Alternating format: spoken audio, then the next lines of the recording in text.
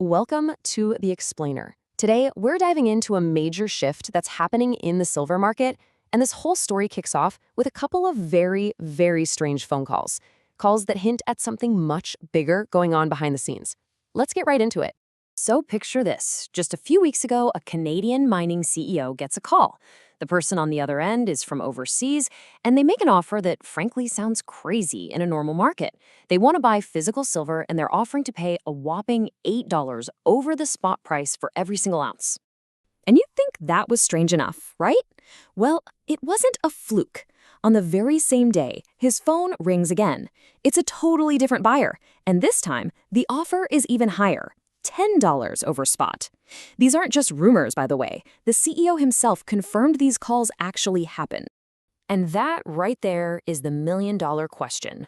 Why on earth would sophisticated professional buyers do something like this? I mean, these folks aren't making mistakes. They're trying to lock down physical supply, and they're willing to pay a massive premium to do it. It makes you wonder, what do they know that the rest of us don't? Well, the analysis we're looking at suggests the answer lies in some very strategic moves made by governments recently. Think of it like a high-stakes chess match over a critical resource, with the world's two biggest economies, China and the US, positioning their pieces on the board. What's really fascinating here isn't just what happened, it's how fast it all went down. You can see the timeline here. In October, China says it's going to start controlling its silver exports. The very next month, the US turns around and officially declares silver a critical mineral. Then, boom, on January 1st, China's new rules kick in. This is not a coincidence. So you see, this isn't random. These are connected strategic plays. China, which is a powerhouse in silver refining, basically installed a choke point, like a valve they can turn to control how much silver flows to the rest of the world. And the US responded by elevating silver's status, officially saying, hey, this metal is vital for our national security. And that move by the US? It's a huge deal. Why? Because by calling silver critical, it unlocks a powerful, almost 75-year-old law. A law that gives the government incredible power over industry, and one that most people have probably never even heard of.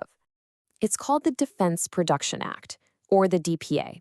It was passed way back during the Korean War. And to put it simply, it gives the president the power to tell companies what to produce and to control where essential materials go, all in the name of national defense.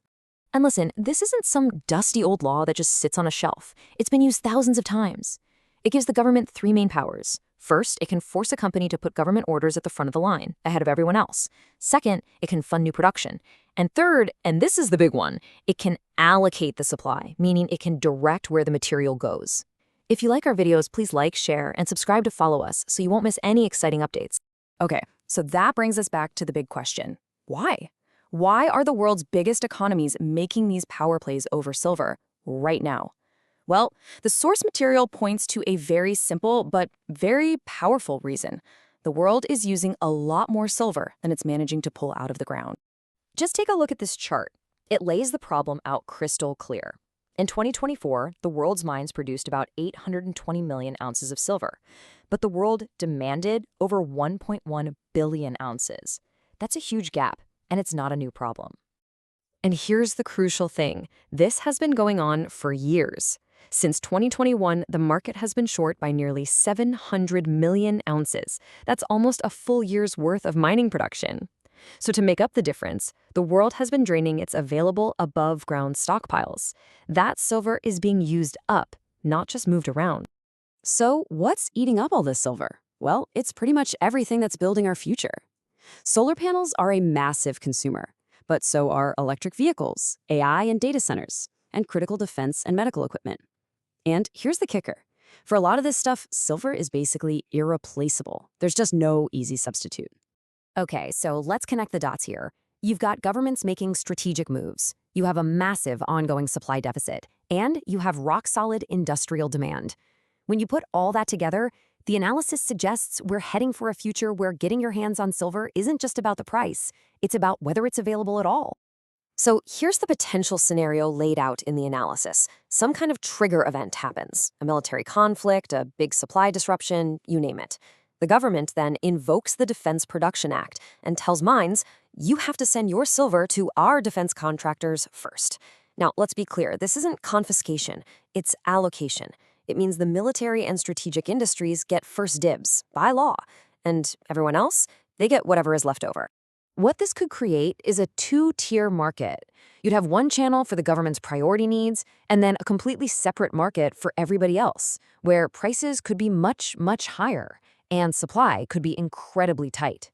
The price you see on your computer screen might become almost meaningless if you can't actually find anyone willing to sell you the physical metal. And so, this all boils down to one final crucial question.